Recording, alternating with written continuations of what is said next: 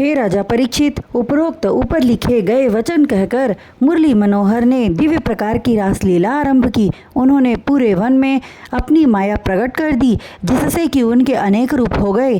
दो गोपियों के मध्य एक कृष्ण, उनके गले में बाहें डाले वे अद्भुत नृत्य कर रहे हैं। हाथ तथा पैरों के ताल साथ में गोपियों के नूपुर की झंकार, बाहों के मटकाकर गर्दन टेढ़ी कर कुंडलों को झटकाना उनके दिव्य स्वरूप को अत्यंत शोभायमान बना रहा था।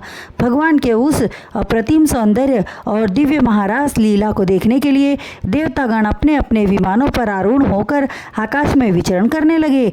देवांगनाएं उस लीला को देखकर तरसने लगी और गोपियों के सौभाग्य को सराहने लगी। आकाश मंडल में चंद्रमा सहित तारा मंडल अपने स्थान पर स्थिर होकर एकटक प्रभु की दिव्य लीला देखने लगे। देवादिदेव भगवान शिव शंकर तथा पितामह ब्रह्मा भी उस दृश्य को देखने के लिए आकाश में जा पहुँचे। श्री सुखदेव जी ने तन्मय होकर श्री बांके बिहारी की लीलाओं का श्रवण कर रहे थे। राजा परीक्षित से कहा, हे राजन, प्रभु की रासलीला देखने में चंद्रमा इस तरह मग्न हो गए कि उन्हें यह भी ध्यान न रहा कि मार्ग तय करना है, अतः रात्रि बहुत लंबी हो गई। उस दिन से उस रात्रि को मोहरात्रि कहा जाने लगा।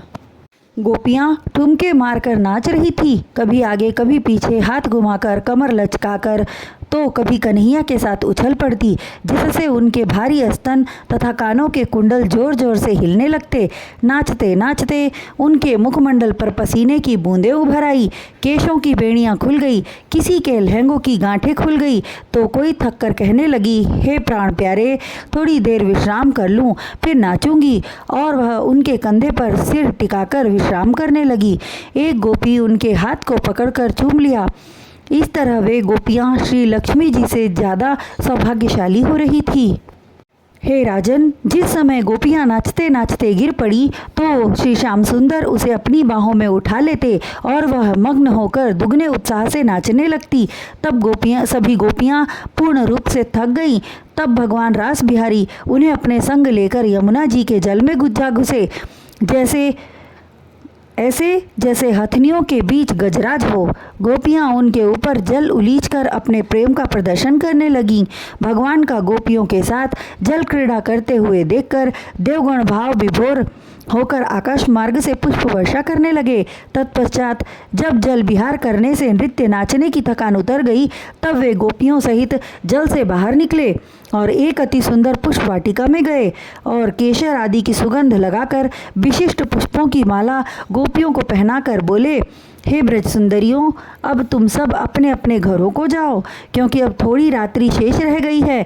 तब वे कहने लगी, हे प्राणेश्वर, हमें आपके बिना कहीं भी अच्छा नहीं लगेगा, इसलिए सब कुछ कहिए, किंतु जाने की बात सुनकर हृदय कंपित होने लगता है। तब मंद मंद मुस्कुराते हुए मुरलीधर बोले, हे गोपियों, तुम सच्चे मन से मेरा स्मरण करोगी तो मैं सदैव तुम्हारे पास रहूँगा, क्योंकि मुझे उतनी प्रीति श्री लक्ष्मी से भी नहीं है जितनी कि सच्चे मन से स्तुति करने वाले भक्त की मेरे लिए भक्त सर्वप्रथम है। हे राजन, भगवान श्री कृष्ण की आज्ञा मानकर जब वे सभी गोपियाँ अपने अपने घरों को गई तो उनके पति इस तरह सो रहे थे जैसे उनकी पत्नियाँ उनके पास हों और बच्चों के पास उनकी माताएं विराजमान हों। वे गोपियाँ प्रसन्न मन से श्री कृष्ण जी की मनोहारी सूरत मन में बसाए हुए अपने अपने स्थानों पर सो गई।